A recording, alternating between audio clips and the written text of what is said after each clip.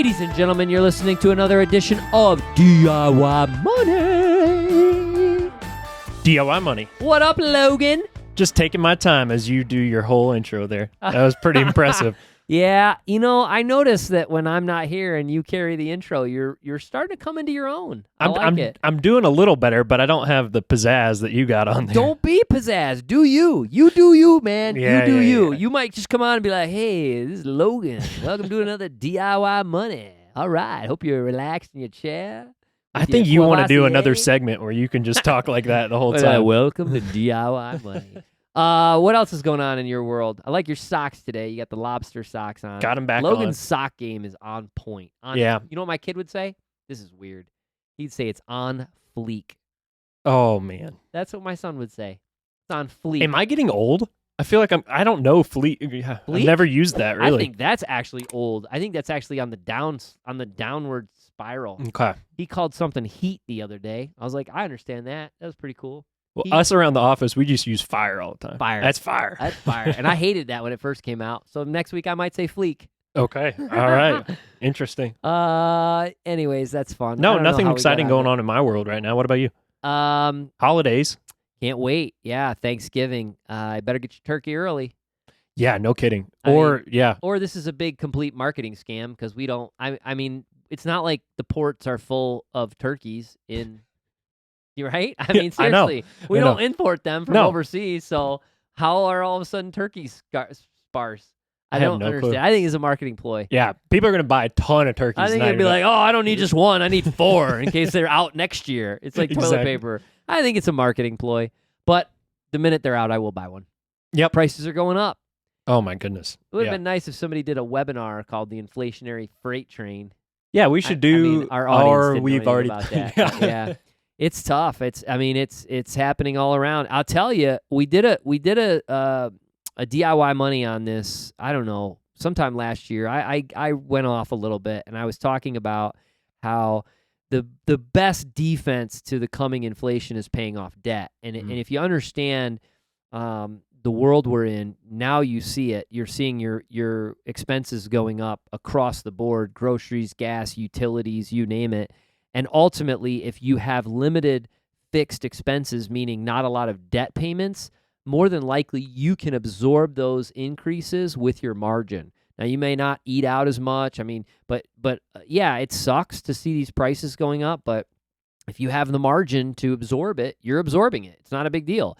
If you're paycheck to paycheck because you have so much debt and you just are trying to pay your credit cards and your mortgage or your rent and all the rest of this stuff, and you have a 20 or 50% increase in your grocery bill, that's going to be a problem. It's going to be a problem for most of America. So I think that's the biggest concern happening out there in the economy right now. Very concerning.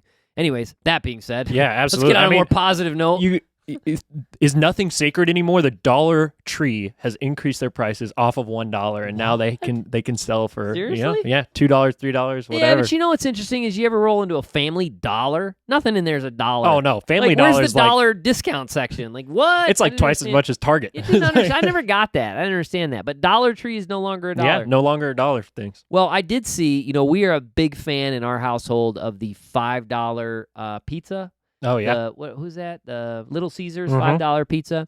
And they had a sign up. It was hysterical. They rose the price to $5.35 or something like that. And it said, the post said, or the sign in the place said, after 15 years, we're deciding to raise our price by 35 cents. Wow. I mean, now, mind you, that's a, what is that, an 8% or something rise. So that's a pretty decent rise, but it's still a pizza for $5.35. Yeah, so, exactly. Come on. All right, we got to get to our question because we got a doozy today. We do. From Zach. Zach, what do you got? Hey, DIY Money. My name is Zach. I am from San Antonio, Texas.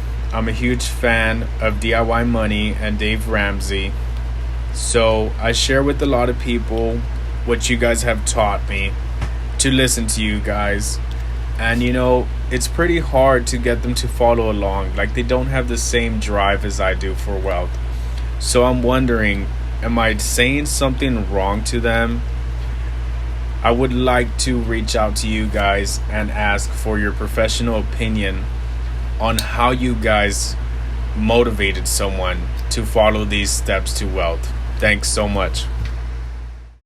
Zach, Boy, I tell you, I love your heart. But there's two things I want to share with you. The first is a quote. The quote is, "Your actions are so loud, I can't hear what you're saying." Never forget that. Your actions are so loud, I can't hear what you're saying. Why do I say that? Because I want you to look at your life and what you're doing, and if someone was just observing you, would they be able to see you living out these principles? Or do they just hear you rattling off these ideas to them without living them out? So that's just a personal question I have for you or anybody that's in this world. Because I know personally, I have friends that might be overweight or unhealthy, and they go on this kick, and they tell me all the things that they're doing and all the wonderful things that they're going to be doing, et cetera. And I think it's great. I encourage them, et cetera. But 6 months later, they're in the same spot, and all of a sudden that fad diet or that exercise program's out the window. So their actions spoke so loud, I couldn't hear what they were saying. Now, all of a sudden, if somebody that I know, and this happened to me exactly, their life is so riddled with fitness and great, health, and it's the top priority in their life. And it's actually, ironically, and I'm sure he's listening, the same individual that I got that quote from, "Your actions speak so loud, I can't hear what you're saying," and the same individual who I stole the quote, live on less than you make, invest the rest, and do so for a long time. So hat tip to Jonathan Pointer out there. Anyways, my point is as follows. He led a life that was so just, prioritized by health and fitness that I had to say, hey, what are you doing? How are you doing this? I want to do it. He didn't say to me, you need to do this, you need to do that. This is what I'm doing. No, that's annoying. I would have been like, dude, shut up. Like, I don't even want to be around you. I finally had to say, what are you doing? So the first thing, again, Zach, is I really want you to look in the mirror and have a personal sort of reflection. And I might have just angered you. You might have been like, dude, you don't know me. Yeah, I live that way. I drive a beat-up car, and I do this, and I don't. Well, you know what? Then you think you kind of look and you say, you might just be annoying. I mean, because nobody wants to take advice from the guy bringing the brown bag in when 5 people are going out to lunch and they don't have money to pay for it. You're just like, hey, you got money to pay for that? Are you in credit? I mean, whatever. So again, that's number one. Number two, are you successfully financially free or are you not? Because I can tell you, while I was on my journey, personally, nobody wanted to hear what I had to say. Nobody cared. I mean, oh yeah, this is where I'm going to be. This is what I'm going to do. This blah, blah, blah, blah, blah. It wasn't until I did it that I could go back and say, this is how I did it. Now I have young people. I'm 44 years old. I have young people who come to me and say, how did you do it? How did you build a business? How did you learn to invest? How did you learn to trade? How did you get out of debt? How did you build, wealth? How did you do that? So they're interested because I've done it. So if you're in the journey, if you're on that process, I think, you're not going to have a lot of people that are motivated by you just yet. But if you get there and you can show it with your lifestyle, you will be unbelievably enamored with the number of people that go, man, how did you do this? Those are my two thoughts. I mean, it's hard to follow that up, but I think let's just end right there then. Let's wrap this sucker up. No, I'm just kidding. My role has been, lately, starting this journey, I'm about a year into kind of this financial journey, is kind of the mentee role of learning from people, learning from you, learning from other people in my life. And I will say that it's so true. I don't listen to my friends that I feel like are in a similar spot to me. I just don't. I don't listen to what they're doing for their financial thing. I don't listen to what they're investing in, whatever. I listen to the people that have done it and have been successful in doing so. So I think it can be very difficult for an individual to say, okay, I'm going to try to convince all my friends around me to do exactly what I'm doing if you haven't made it yet, just like you said. However, I think Zach does have an opportunity to influence some people that are maybe steps behind him that can look up to him. So when I was an RA on campus and I was resident advisor, basically sat in a dorm room and helped freshmen get to where they needed to be in their journey for student life and going through college and things like that. I put myself in a position to help those that were lower on the totem pole than me, if that makes sense. They weren't in a position where they, were working, they were going to school, they were doing different things, they were getting good grades. So I positioned myself in order to help those people versus trying to help, fellow seniors that are trying to figure out the same things I'm trying to figure out. So that's kind of my 2 cents is if you really want to help people and really want to motivate people, see at what you're doing super well at and then help them in those areas. Help people that are not there yet. I think you have to be so good they can't ignore you. I still can't think of the individual who said that quote. This is really frustrating. It's a comedian, whatever.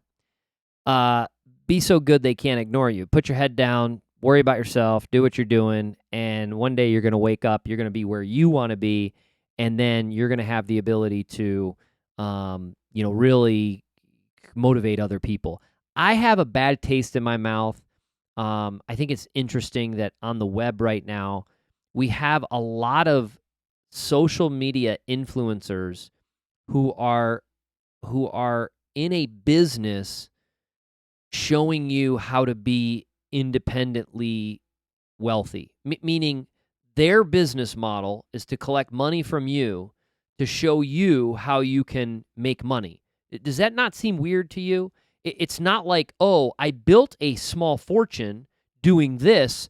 Buy my book that I wrote to show you how to do it. That I get. I mean, I get that all the time. People do that all the time. No, subscribe to my blog, subscribe to this, pay me to do this, and I'll show you how to make money elsewhere. That just seems, again, it seems weird to me. So I think you have to get somewhere first. I think you have to be somewhere. You have to experience that success in your life doing what you're doing. And, if nobody's asking you about it, maybe you're just not there yet. Maybe but they'll come. Whenever you get there, they will come. Yeah, it will get to the point where you will have to say, I can't chat with you about this now, but you know what? I wrote a blog piece about it or something. Check this out. Check what I wrote.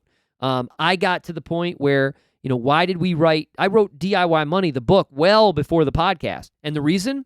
I had so many people that were saying, hey, can I sit with you and talk about getting out of debt and budgeting and so forth? And always happy to do it. It was an honor to do it. But holy cow, we're talking hours upon hours of my time to teach the steps that we talk about now here every day, but ultimately I could lay out in a book. And what I did was I would say, you know what? I would be glad to help you, but please read this first and implement chapters 1 through 4, and then let's sit down. That immediately eliminates about 90% of the people because they're just not going to do it. Right. So, and that's okay. Interesting question, Zach. I wish you the best. I'd love to know a little bit more backstory. Like, what is he? He's got a friend that's in debt, or is he just wanting to go into this industry? Maybe, I don't know. Very interesting. Love to hear more about that, Zach. So if you think about it, send me an email. What else? I don't know. I mean, I think, how do you today? I mean, obviously a podcast and things like that. How do you motivate people today? It doesn't even have to be in finance. What do you do on a regular basis to motivate the people around you? To motivate a team? To motivate? I don't know. I didn't really think about it. I engage, find out where they're at. I think setting goals are huge. Team goals. We have team goals around here. Yeah. We have things that we're trying to accomplish. Everybody getting on the same page, with what we're doing. I'm always, I did a video. It's trying to get up on the tribe. It's been buffering for like 4 hours. I don't know what's happening there, but I talked about, after running the New York City Marathon, like, why do I do this? I'm 44. I'm sure there's people, I know there are. I can tell with their comments, and I love, I put it up on social media. I love the comments. I love people going, great job. It makes me feel good. I mean, I think that's fine. It's healthy. But I'm sure there are people who are like, why are you doing this? Like, what is he trying to prove? Like, is this a overcompensation for something, a midlife crisis? And I'll tell you why I do it. I do it so that I have something for me personally to look forward to that I'm striving to accomplish. And when I came home from that race and couldn't walk for a few days, and I probably ate more than I should and drank more than I should drink, and I just celebrated for the last 3 or 4 days. And then I woke up this morning and I went on a run, and I thought, January 15th, Baton Rouge, Louisiana, I'm freaking breaking an hour and 40 minutes. Like, it's game on. I have a new goal, a new objective for a half marathon. The New York City's over, and I'm doing it. And when you get older, You'll experience this. You said you have a volleyball tournament tonight. You're excited about it. You hopefully win. That's great. So many people in life, as they get older, they lose these things they're trying to accomplish. It doesn't have to be sports. I don't care what it is. They don't have anything they're looking forward to. So you know what they end up doing? They look forward to the game Thursday night, or the game on Saturday, or the game on Sunday. They live for that time period where they can live vicariously through someone else who's living. Mm-hmm. And then they dread going back to work on Monday. That is not a life. That is an existence. That is terrible. Yeah. So I don't want to ever do that. Wow. That we just got deep. We just off. got deep. Yeah. But it's true that, and the people around you feed off of that. So the people around you seeing that you are setting goals and going towards them see that, and they say, okay, well, I've seen that that's what he does. I want to set goals and try to achieve them. And I ask and people reach all out the to time, them. what are your goals? Yeah. I mean, just my buddy the other day, I said, I texted him the one we're running in Baton Rouge, and I said, okay, New York City's over. I'm focused on, I'm breaking 140. And I said, what's your goal? And you know what he said? 139. Oh, I'm like, okay. All right. Challenge accepted. Anyways, no, you got to have the goals. You got to have things you're striving for. I don't care if it's business and you're in sales to be the best salesperson. You know, I strive to once a week take my kids to breakfast, like one-on-one. I travel a lot. I've been traveling more than normal. My kids are getting older. But this morning, I had breakfast alone with my 14-year-old. Fantastic. You cannot beat that. It was awesome. Heard about his life, what's happening, took him to school, fist pounds, love you, we're on fleek, blah, blah, blah, whatever. Anyways, we got to wrap this sucker up. Let's just wrap this up right now. Hey, great question, Zach. Thanks so much. We'll send you a $25 Amazon gift card. Get those questions in. Our queue's a little empty. Send those audio questions to podcast@DIYmoney.org, podcast@DIYmoney.org. If you're not on the Facebook tribe, I don't know what you're doing. Hit us up on the tribe. Look for DIY Money. And then on all the social media outlets, it's now DIY Money Podcast. Yep. Remember, friends, the secret to wealth, pretty darn simple. Live on less than you make. Invest the rest. Do so for a very long time. Make it a great one.